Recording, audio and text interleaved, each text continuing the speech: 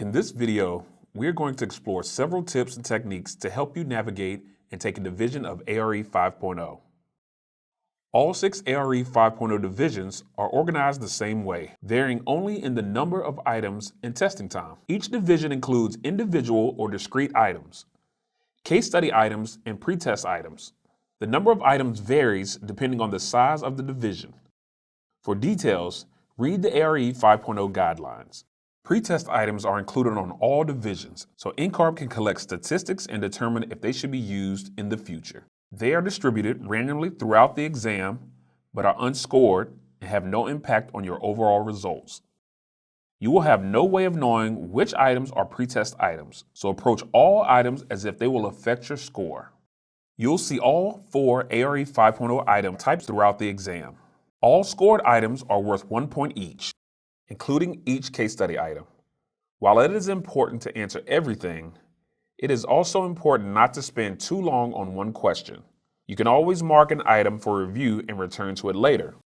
If you choose to leave an item unanswered, it will be marked as incomplete and scored as incorrect. Keep in mind, optional break time is offered during each exam administration. This time can be used for a few short breaks or one long break, and you can begin a break at any time. However, after returning from a break, you will not be allowed to go back to any of the items you have already viewed. Regardless of whether you have answered them or not, you can test out the break functionality in the ARE demo exam located in your NCARB record. Your total score is determined by adding up the number of questions answered correctly. Individual items are located at the beginning of the content portion of each exam, and case studies are located at the end. Using the exam summary screen, you can navigate directly to a case study whenever you feel most comfortable. Some options for approaching the exam navigation include starting at the beginning and working your way through the exam in a linear order, starting with the case studies before answering the individual items, warming up on a few individual items before going through the case studies, and then returning to the remaining individual items. Whichever strategy you choose, remember that you won't be able to review any items viewed prior to a break if you take one. Each case study will introduce a project scenario and include a set of related resource documents.